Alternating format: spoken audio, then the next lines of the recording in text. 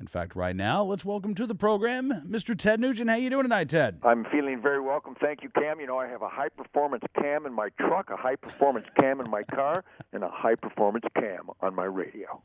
There you go. Amen. Hey, did you get a chance to listen to President Obama earlier tonight? You know, I wasn't there for the whole thing, but I have since reviewed some analysis of it and saw some highlights. And I got to tell you, he keeps coming off like the master rookie community organizer that he is. He's late. I wrote a piece on WashingtonTimes.com, and I believe it appeared on HumanEvents.com, where I identified the futility of being involved over there in Libya. I don't believe there's any military or economic or American consideration, advantage, or strategic involvement in Libya. I think he's made a terrible mistake, and I don't think he's doing anything right regarding this.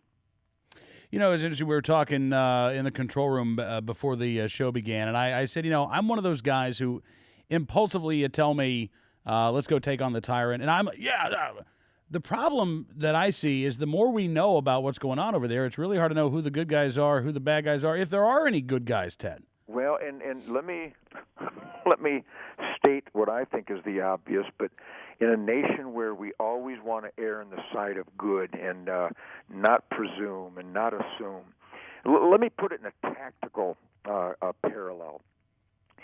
When a cop, when a soldier, when a citizen gets killed in an armed and a violent confrontation, it is typically because the good people psychologically and spiritually hesitate to bring violence to anyone, even in a tactical and clear and present self-defense condition. You understand? Mm-hmm. We of the good aren't as impulsive as the evil to just bring harm to others.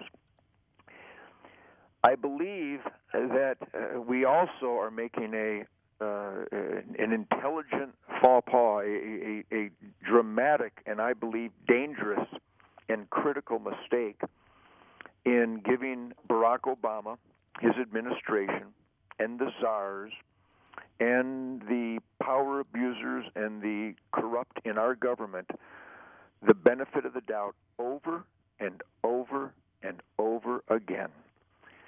I believe that Glenn Beck and his evidence is irrefutable.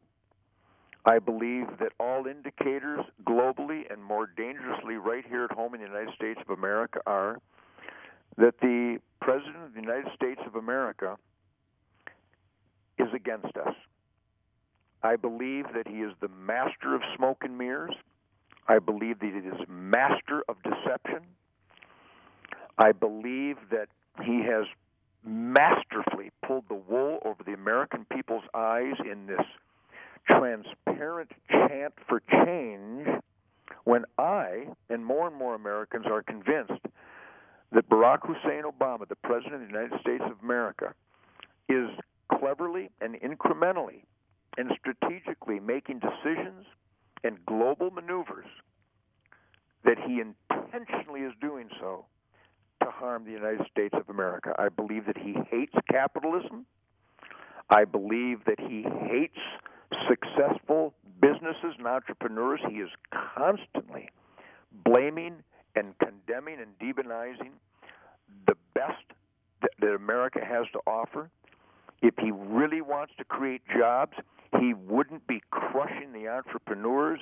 The examples are overtly obvious when you know that we are in an energy crunch and people in the government are constantly claiming that we have to seek energy independence, and then his response to his claim that we need energy independence is to ban the exploration of energy in our Gulf while working out deals with Brazil and Chavez in Venezuela to utilize our resources. I mean, the examples of anti-American maneuvering by the president, and too many in our government right now, Cam, is an indicator that we, the people of this country, we damn well had better mean what we did in November of 2010 when we voted basic Tea Party, basic constitutionalism, basic and independence to overthrow the socialists and the avowed communists.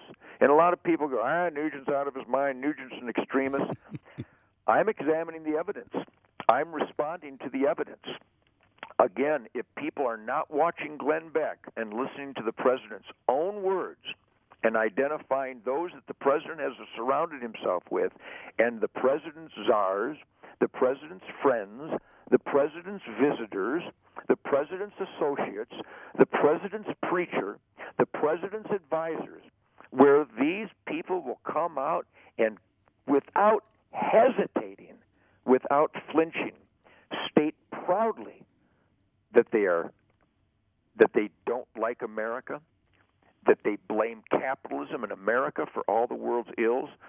I believe that the President of the United States of America is a clear and present danger and enemy of this country, and I believe that his Libya maneuvering and what's going on around the world and Madison, Wisconsin, and with the unions, I believe is a direct assault on freedom and the American dream as identified by the Constitution and Bill of Rights. My name is Ted Nugent, and I authorize that statement. All right, Mr. Nugent. Let's go to the phones here. 1-866-NRA News, 866-672-6397. That is the number to call. Let's talk to Ray in the Bronx this evening. Ray, how you doing, sir? It's been about 19 years since I spoke to you, but that was when you were sending that deerhead over to Rush Limbaugh's studio. Yes, indeed. Rush Limbaugh displayed a beautiful white-tailed deer that I killed with my trusty bow and arrow, and I believe he named it the Nuge, and once again I got to about 20 million people how cool deer hunting is. Oh, sure did. Listen, I want to ask you, how did the Hogmageddon go? It didn't start yet. I'm telling you, I don't know if I can respond without just blowing up live over NRA News. Cam, Ray is referencing what you can see at tednugent.com. It may be only available. No, I take that back. It's not just available on my website, Talkback, but also available at Facebook. I spent last week with a great American family, the Johnson family in Knox City, Texas, who invented seedless watermelons. God bless them just for that. And we were performing God's work in attempting to eradicate an absolutely dangerous overpopulation of wild pigs in Texas that are causing immeasurable damage to agriculture and the environment and wildlife. And let me just clarify, the pigs in that part of Texas have turned what was once the watermelon and peanut epicenter of the world into a wasteland. No one is growing peanuts or watermelon anymore because the hog population has destroyed the agriculture industry of that region. But your trusty, heroic guitar player got in a helicopter with my M4 and my LaRue Tactical 308, and in one day I killed 151 hogs and 9 coyotes, and my son killed a couple coyotes. I'm telling you, we had the time of our lives. I have never had a shooting dream and a environmental cleansing moment like I did killing wild hogs and coyotes from a helicopter. Well, you should have one more chopper following you with big honking speakers blasting the ride of the Valkyries as you were going through the fields. Who says he didn't? And let me expound on this a bit, Cam. Yes. On Facebook, we have people, and I know they're deceptive, and I know they're dishonest. But even with the inescapable, irrefutable facts of the matter, and all the evidence is provided by Fish and Game, and certainly the Texas Parks and Wildlife, and the Texas Department of Agriculture, that will confirm everything I just said about the dangerous overpopulation of wild pigs in that area, where they have devastated the quail population, because all a pig does is ravage the landscape. It eats every nest, everything it can catch. It disrupts all agriculture and destroys the environment, causes erosion. I mean, the pigs are a lose-lose-lose-lose situation in those overpopulated areas, particularly where I was hunting. Yet people are, and I get such a kick out of this. I am so proud that idiots, and you know, ignorance is one thing. I'm ignorant how to build a V8, but I'm not stupid enough to claim I know how. There's a difference between ignorance and sheer stupidity. And those people that are manufacturing the insanity to attempt to find fault with me killing pigs from a helicopter is an indicator of how stupid some Americans are. Because here's what I did. I got in a helicopter and I saved millions of dollars worth of agriculture, saved unbelievable numbers of quail and turkey and wildlife habitat and the species themselves. I cleansed the environment, saved agriculture, and saved wildlife. Yet people are trying to find fault with that. It's too funny. It's like it's not even Planet of the Apes. It's Planet of the Scabs. And I couldn't be more proud that I caused idiots much anguish. Well, if they're idiots, Ted, what else do you expect? You know, sometimes you give the world the best you got and you get kicked in the teeth. Give the world the best you got anyhow. There if you you go. Get in a helicopter with a machine gun, kill as many hogs as you can. It's what I do. Hey, Ray, appreciate the phone call tonight. Let's talk to George in Winchester, Kentucky. How you doing, George? Greetings, George. God bless Kentucky. Hey, pretty good, guys. How you guys doing tonight? Fantastic. Hey, I just wanted to say it's a privilege and an honor to talk to two fellow patriots tonight. Back at you, George. Thank you, George. Uncle Ted, I just want to tell you, man, how much I appreciate what you do for our troops.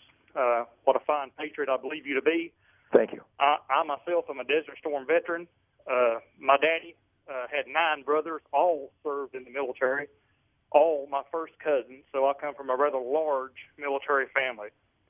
So, well, God bless you, George. George, let me make sure it's perfectly clear that when I support the troops, I am just bringing visibility to what almost every American is already doing.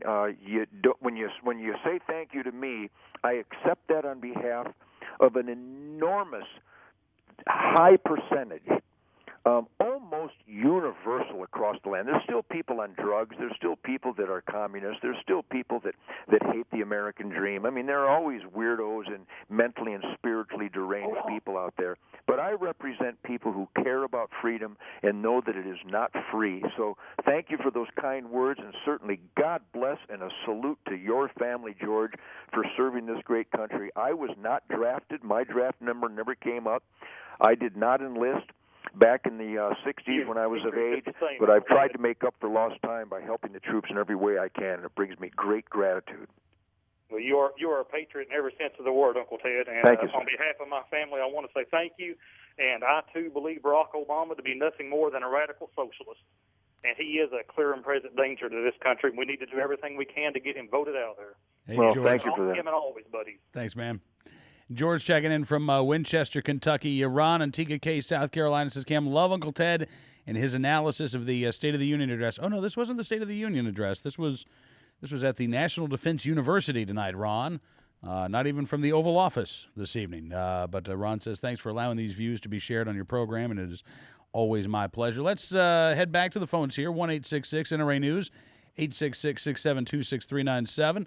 William is in Foley, Alabama tonight. William, good evening. Greetings, William. Hey, how you doing, Ted? Great, man. God bless Alabama. Yeah, I want to say something. Here was Obama saying that he was going to protect the American people, since we got this war in Libya right now. One little question, though. Where is our protection on the borders? Well, that's so obvious. William, thank you for stating the obvious, because what we need to do more and more, and again, I hope the November 2010 elections actually meant something. I'm confident and hopeful that they do. But, William, be sure you call your elected officials there in Alabama and tell them that that's what you and your family want to know.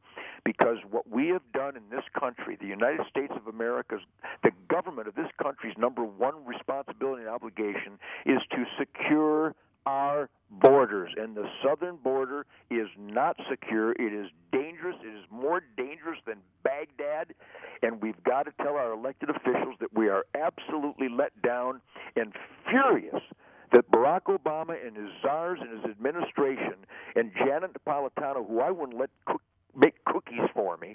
These people are inept. They're not qualified, and I don't believe they are true patriots. And to not secure the border along Mexico is absolutely unconscionable, and I believe in violation of their oath to the Constitution of the United States of America. All right, Ted, let's get to an email quickly before we take our first break here. Jason Coulter writing in says, Dear Mr. Nugent, I am 16. I have been occasionally listening to your Nuge Mondays. I just wanted to thank you for your support to our Second Amendment freedoms and for the NRA support. I admired how you talked with a man on the phone about inner-city kids needing to get more involved with things like hunting and shooting. It is incredibly important, but in a lot of places like where I live, there's not a whole lot of access or it's high-priced, which I believe makes it tough for a lot of us from the city to go enjoy our Second Amendment freedoms. I just wanted to tell you how I felt and encourage you to keep up the good work. I thank God we've got hardworking men and women in our country like yourself who can all help us keep this very important freedom. Your friend in freedom, Jason Coulter. And Jason, thank you, sir, for writing that letter tonight. Very important note. Jason, God bless you if you're listening, but a 16-year-old stating it that clearly, how beautiful is that? But I think we should probably emphasize more and more. I'm going to make a note. I never make notes. I'm a knee-jerk kind of guy. I'm an instinctive, organic responder. But I think some of our shows, Cam, should be dedicated specifically to the issue of recruitment and how we, the people, have an obligation to educate young Americans about the Constitution, the Second Amendment, the discipline of the shooting sports, the joys of the outdoor lifestyle, because our schools have failed miserably. In fact, worse than failing to educate our children, they have miseducated them. They have lied about wildlife conservation. They have lied about how we became free. The schools have intentionally left out critical chapters of our history on the imperative role that guns and gun ownership played in securing freedom in the only great place in the world to live, the United States of America. And almost everybody I know, in fact, I take back the almost part, everybody I know is convinced and concluded, as Jason has articulated at 16 years of age, that without the Second Amendment, there would be no American dream, there would be no freedom, there would be no liberty, there would be no God-given individual rights celebrated in document and in lifestyle. So let's dedicate a show, Cam, to inspiring people, in my experience with our Ted Nugent Camp for Kids and all the school activities and all the children's charities that I'm involved with. Mm-hmm. Enthusiasm and honesty will bring it home, and Jason just said hurrah. Absolutely. All right, hey, Ted, let's take a quick timeout. We are in the midst of NRANuge.com, 1-866-NRA News, 866-672-6397, the number to call. Twitter.com/NRA News, Ted at NRANews.com. You can go to our Facebook page. You can send us a talk back. I've got to thank Bruce Gooden from the, right here. The, doggone it, now I can't see my, what's on my hat here. Hang on one second. Bruce, Ocalana Barbershop, the safest barbershop in town in Louisville, Kentucky. Bruce, we had him on the show. He is not only a barber, he is a concealed carry instructor. He gave us a ton of hats. Yes, I think this means giveaways, some T-shirts as well. In fact, Ted, Bruce, in his note, let me know that one of these hats is for you, sir. Well, I don't accept gifts from barbers. You don't? Really? No, I'm teasing. Tell Bruce thank you very much. I'll wear it with my ponytail aflutter. I'll bring it. You know, I have not seen the inside of a barbershop, or at least I haven't sat down in the barber's chair in probably 7 years or so. So I'm kind of with you in the opposite direction, my friend. After this helicopter hog control adventure, I'm almost ready to chop the damn ponytail off because it was the only thing getting in my way in the helicopter. Well, but let me share with you, Cam. Yeah. While I was during the break there, Shemaine came home and I got a good hug out of the deal. But I want to let you know that I got just now on my email. In fact, I got it at tednugent.com. I hope more and more people come there. I'll read this note from this weekend's hog control kill. Ted, I want to thank you for all you did for Hogs for a Cause this weekend. We will be able to feed thousands of meals with all the pork you supplied us with. Know also that a portion of this hog meat is destined to feed the soldiers from the Wounded Warriors in Transition Brigade. We have set up a barbecue to feed some 500 wounded and transitioning soldiers in April. You made it all come together. Not only have you helped our vets, but you have also helped the dozens of farmers whose crops were being devastated by those out-of-control hogs. We have one who has planted a field 5 times, only to yield 2 buckets of corn. I think that would translate to about $150,000 per bushel. Maybe now they can make the mortgage payments with the eradication efforts you accomplished this weekend. Some may call it unsportsmanlike conduct. I call it a blessing. Keep doing what you do best, making a difference in people's lives. If ever there is a favor I can do for you, I will be more than happy in my purview and capabilities to help in a lending hand. Again, thank you for all you do. David Hain, founder, Hogs for a Cause, where they followed us all around those fields. They had a bunch of Polaris Rangers and a bunch of four-wheelers, and they followed our helicopter around just behind the machine gun fire, and they loaded up 151 hogs, Cam. Do you know how much effort we're talking about? That's amazing. They had to gut, skin, butcher, and ice pack 151 hogs. By the way, some of them were trying to escape down these coulees, and I had to empty a 30-round magazine on them, so it was mostly hog burger. Anyway, but again, let's talk about. We call those patties. We just smush yes, them. like a hog burger on hooves. Let's talk about. And this is a very important issue, and I truly cherish and appreciate with all my heart and soul, as everyone knows, the buoyant and forthright communication that I am blessed with every time I join you, Cam. People, you can tell there's just an overdose of goodwill and decency across this country. But we in the sporting community, we have to clean house. There's gunners who would agree to ban Saturday Night Special. There are gun owners that would agree to ban assault weapons. There are gun owners that would condemn me and are condemning me for shooting pigs from a helicopter with a machine gun. I mean, it's hard to even dissect this because it's so bizarre when they hear the facts of the destruction of these farmers' lives, and which, by the way, our tax dollars go to compensate these landowners. Mm-hmm. And our tax dollars across the nation are hiring sharpshooters to kill bears and cougars and elk and deer and varmints across the nation. Tax dollars wasted. And in many instances, Cam, our tax dollars are wasted intentionally, hiring government killers to shoot wildlife that we're not even allowed to hunt. Yeah. In other words, those elk and those deer and those bear and those cougars and those hogs that our tax dollars are forced out of our paychecks to hire guys to kill animals where we're not even allowed to hunt those animals in those areas. They are forcing precious, valuable wildlife resources into the liability column when just by legalizing an activity that is occurring, they are killing them, they are hunting them, but they don't allow American licensed hunters to do so, who would generate hotels, food, lodging, groceries, restaurants, tips, supplies, sporting goods, permits, guides, outfitters. You understand? So I beseech everyone listening. We had a nice phone call from Ray, and I can't remember all the names, George and William, and the nice letter from a 16-year-old Jason. My fellow American sportsmen, my fellow American logic-driven blood brothers, we must initiate a dialogue with our fellow gun owners and our fellow sporters to take a deep breath and think before you condemn this bullet. Condemn that gun. Think before you condemn that action. Think before you condemn that hunting activity.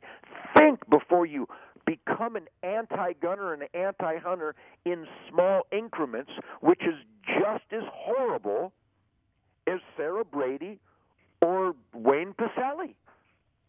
So, sportsmen and gun owners, lay your hand on your blood brother's shoulder and say, friend, just a moment. The hogs have to be killed. Nugent wasn't looking for sport, though I got to tell you, what is sport? I guess it's a challenge where you have to train and practice. Hitting a running hog or coyote from a helicopter in full auto or semi-auto is one hell of a sport. It's tough. It's incredibly exciting, incredibly challenging, and your average guy who doesn't practice a lot isn't going to hit squat. So it is a sport. It is a challenge. It is fun. It is exciting. That all sounds like the description we would give to opening day of deer season, doesn't it? Yeah. So I think on Cam and Company, we can high-five each other with the communication, because there's so much good in our sport, and there's so much good in the gun community. But dear God in heaven, the inbreeding and cannibalism in our own sport, where they're quick to condemn a muzzleloader hunter with a scope, and quick to condemn a guy who prefers a crossbow, and quick to condemn a guy that isn't looking for a challenge. He just wants some damn venison. I think we need to initiate this dialogue more, and one by one, the intelligent, open-minded blood brothers of the gun-owning community and the sporting community, we need to fix those that are not quite as intelligent, not quite as open-minded, and quick to judge, and quick to presume, and quick to condemn when all the facts eliminate any consideration or any foundation for condemning. So that's my point, and I think that's another issue we have got to examine and bring to the forefront in our hunting and gun ownership community, because nothing is dumber than hunters and gun owners shooting each other in the foot. So that's my spiel tonight, because as we take on those who would take all our guns and ban all hunting, we are much better fortified, much better qualified, and much better prepared to stop the real enemy if we don't make enemies out of our own team. Absolutely. Absolutely. All right, Ted, in the talkbacks here, Colin from Eugene, Oregon says, I thought I was losing it. I'm an NRA member who clings to my Bible and my gun. I'm a father and husband, believe we should honor our government as long as they're working for the people. But for the past several months, I've been thinking Obama's trying to hurt this country. It's incredible that the educated left can't see this, and I'm relieved to see that there are people like Ted and UCAM that are speaking up and letting America know that it is okay to ask these questions. Jeremy in Allendale, Illinois says, Uncle Ted, ignore the morons complaining about your hog hunting methods. Some of us are aware of the damage they can cause and know that they need to be hunted in any way to get them under control. I laugh at the morons whining on Facebook. Well, Jeremy, thank you, and Colin, thank you. But once again, I bring it up. It doesn't bother me at all. In fact, I'm the kind of guy that if you falsely accuse me, I'm going to probably accelerate the activity that you are accusing me of. You know what I mean? Right. I'll never forget when the club owners that would see the rock and rollers back in the late 50s and 60s, that it seemed like the louder and faster that we played Johnny Be Good, the more the people liked it. But the older club owners would go, I think you should really turn it down. I went, yeah, bring in some more amps.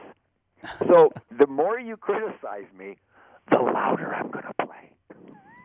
But by the way, that's what I love about me, Cam. Because I can do that because I don't have a boss. My boss is the American public, and they're the coolest boss a guy could ever dream of. Thank you, boss. You got that right. All right, let's take a quick phone call here. Steve is in Winchester, Virginia tonight. How you doing, Steve? Greetings, Steve. I'm awesome. Uncle Ted, I'm so glad that I get to thank you finally after 10 years. You blazed a trail for me. You don't know this yet, but you combined music and our carnal instinct before anybody ever did. And because of you, I now make a living writing and recording music for the hunting and fishing industry. And it also allows me to do things with Wounded Warriors and Project Healing Waters and give back. I get to hunt, I get to fish, I get to sing about it, and it's all because of you, brother, and I finally get a chance to thank you for that. Well, Steve, and back at you, my friend. Steve, what's your last name? Conover. Conover. Yep. I Well, got Steve? started, Phil Robertson, the Duck Commander, was the first person to ever use my music 10 years ago, and it's been a whirlwind ever since. Well, God bless you. I suspect that the song Fred Bear might have touched your inner being, huh? Very much so. And not only that, but how about, Steve, that Great White Buffalo? I mean, if that's not a hunting song, I don't know what is. You know what I mean? It is, brother. I grew up in Texas, and I was rocking with you all through the '80s, and one day I'll get to meet you, and I can't thank you enough for doing what you've done for the hunters and for the patriots out there, and for all of our soldiers. But to bring music to this carnal nature we have and make it come alive inspired me to do what I do now. Well, God bless you, Steve. Keep jamming, man. Remember, always dig deep down in your soul and think of that primal scream. Think of those glorious, stimulating days of field with your family and friends. And if you think of those beautiful visions and those beautiful sensations every time you sit down to your instrument, I'm telling you, the Spirit will drive great creativity through your veins and out of your fingertips and in lyrics. So God bless you and Godspeed to you, and congratulations, man. Amen. Thank you, Ted. Steve, thank you so much Boy, for is that cool, calling Cam, in. or what? That is cool. You got to love that. You got to love that. You know, and I've been playing, you stop and think, I never understood the juxtaposition between my hunting lifestyle and my rock and roll lifestyle until others brought it up to me, because when I wrote a song like that with the Amboy Dukes in like 1967, a song called Living in the Woods, Yeah. I mean, I didn't sit down. I've never sat down and go, okay, Ted, what should we write a song about today? I've never done that in my life. I pick up a guitar and I start beating it into spiritual submission. I just jam like an animal. And whether it's hibernation, migration, loaded for bear, living in the woods, great white buffalo, Fred Bear, Tooth Fang Claw, all these hunting songs, it wasn't until people started going, boy, that's a great hunting song. And I went, what kind of song is that? Well, by God, it is a hunting song. And the song Great White Buffalo, Cam, has literally, I have been approached by what I believe to be every Indian tribe in this country.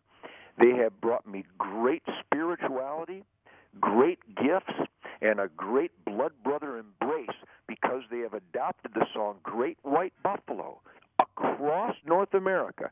Every tribe that I know has brought me thanks and gifts because the Great White Buffalo song is their song. In fact, I would like to mention that I have this new photo that this wonderful photographer took on tour last year during my love song tour, Trample the Weak, Hurdle the Dead. Nothing but love songs from Uncle Ted.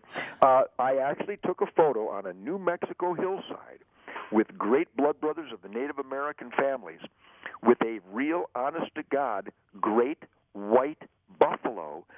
I was the first guy the buffalo would stand next to, and we literally had the wind blowing as the Native Americans burned the sweetgrass, and a gal named Jenny from Detroit captured it on film, and I will be signing autographed 8x10 photos of that at the NRA convention in Pittsburgh. Oh, really? Yes, raising money for the military charities and the children's charities, and it's an incredible picture because the planets aligned.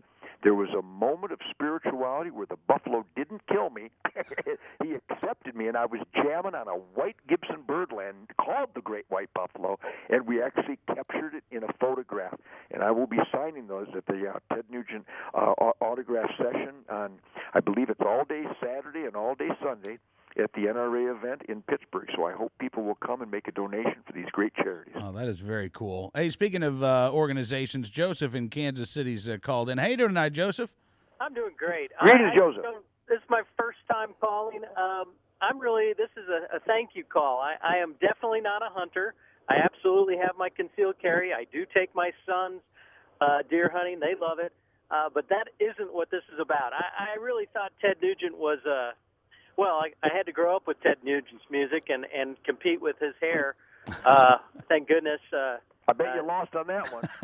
Yeah, but the long and the short of this phone call is it's a thank you. I called his organization. I work with the police department here, needed some help.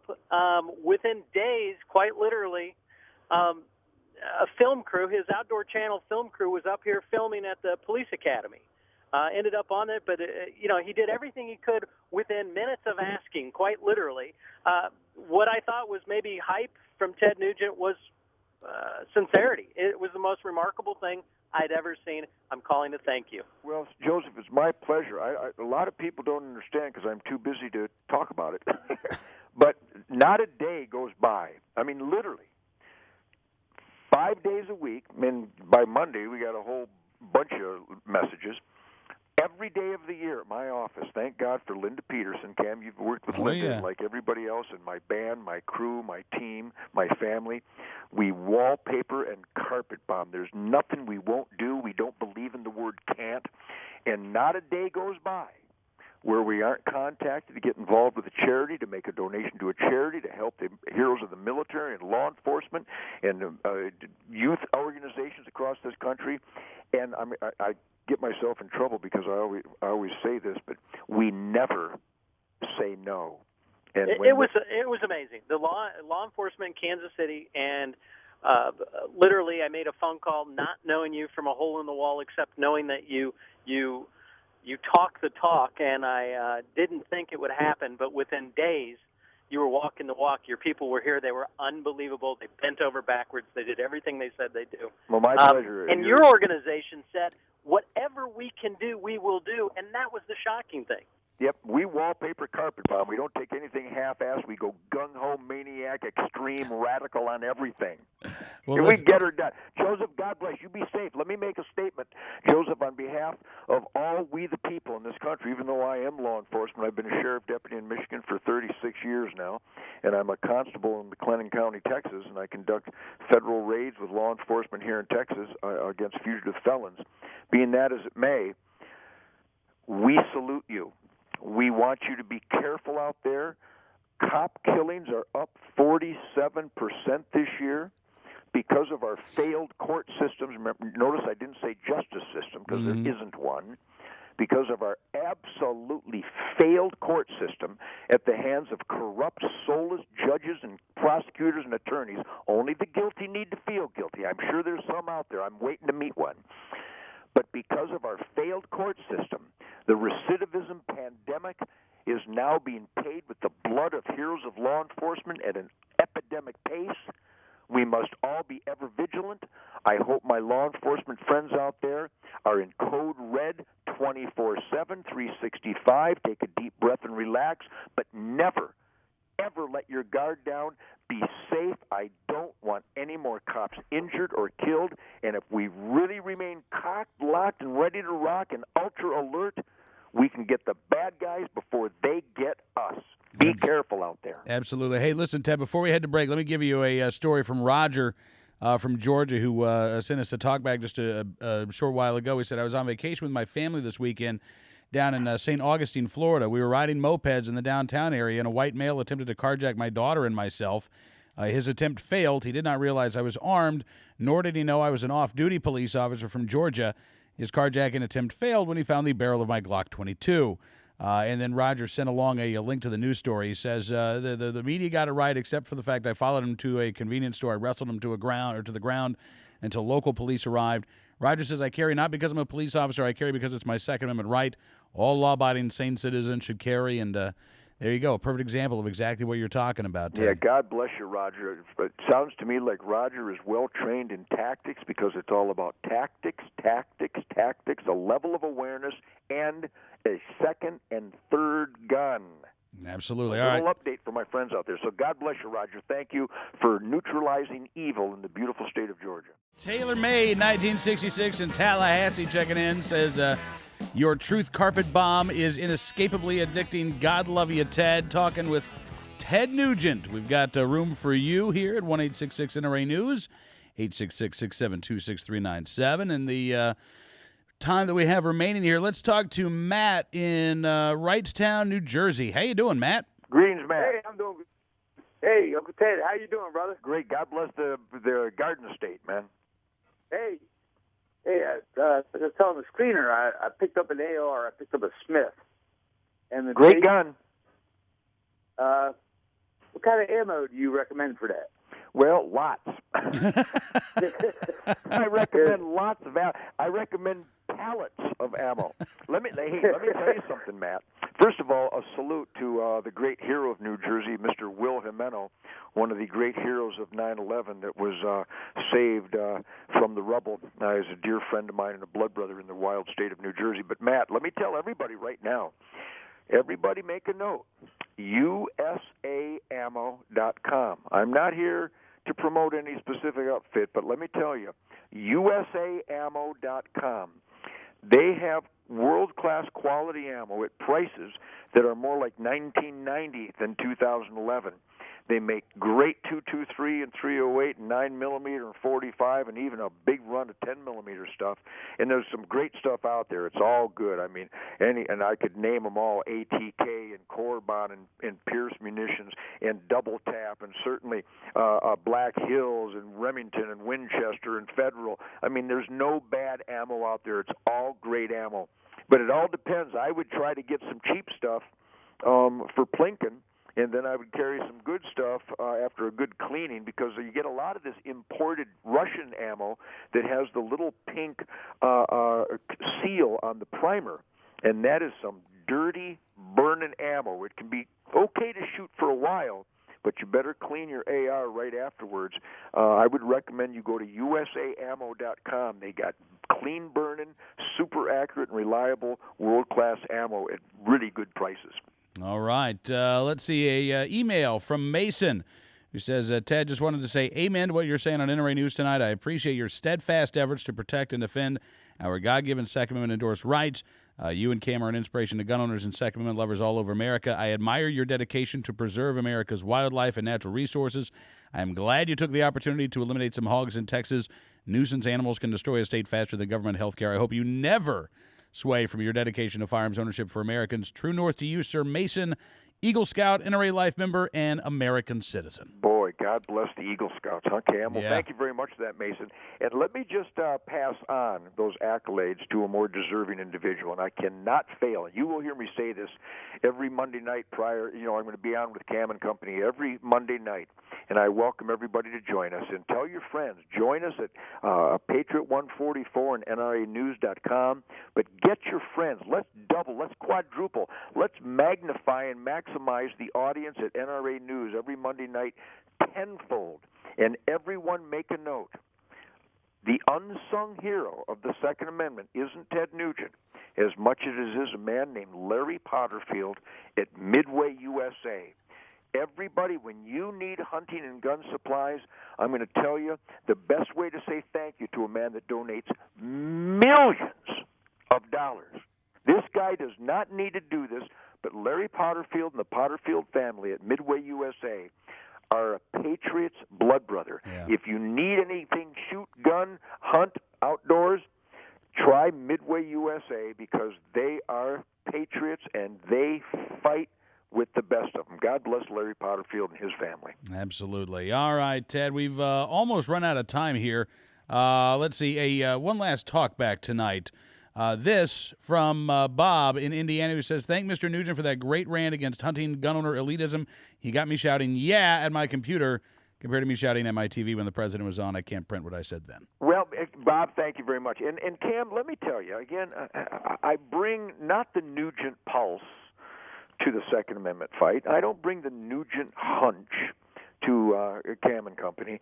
I bring a pulse that is approaching universality, and I really mean that. You hear the logic and the celebration of self-evident truth, not supposed truth, not maybe truth, not kind of truth, self-evident truth that you find in the Declaration of Independence, the United States Constitution, the Bill of Rights, and in the hearts and souls of good families across this country. And I couldn't be prouder, and thank you all enough for being my blood brothers. And let me just remind you, we have literally the outline for activism that is more important now than ever at tednugent.com. I would welcome everyone listening now. Number one, get everybody you know to listen next Monday night. In fact, listen to Cam and Company. You're on every night, aren't you, Cam? I'm Monday through Friday. Monday through Friday. Let's quadruple the membership of the NRA and come to tednugent.com and find out how we can fix the loss of our Second Amendment rights and find out how we can be activists to an effective manner with our elected officials out there. Plus, my brand new song, I Still Believe, just has a brand new remix and a gang vocal on it. If people want to download it, they can get I Still Believe free at tednugent.com. And if it doesn't inspire you, you need to go to the emergency room immediately because your heart is on standby. Ted, thank you again, sir, for joining us. We'll talk to you next Monday. Happy hunting to you until then, sir. Godspeed, Cam. God bless America. Ted Nugent joining us here on Cam and Company.